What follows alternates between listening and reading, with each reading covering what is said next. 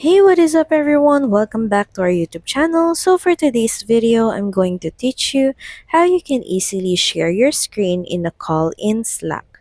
So all you have to do is just start a huddle or call. So Slack replaced traditional calls with upgraded huddles, which now support video, screen sharing, and multiple presenters. So the first thing you have to do is just open a channel or DM. Then just click the headphones icon in the bottom left corner or top of the conversation to start the huddle. Huddles now support video sharing alongside audio and screen. Just click the camera icon in the huddle controls to turn on your webcam.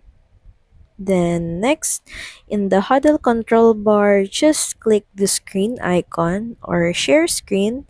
Then just choose what to share. If you want to share your entire screen, your window, this is app specific. And if you want to share a tab, if you're using a browser, then just click on share.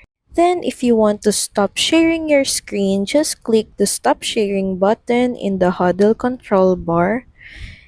So that's pretty much it. Thank you very much for watching this video. I hope that you find this video helpful.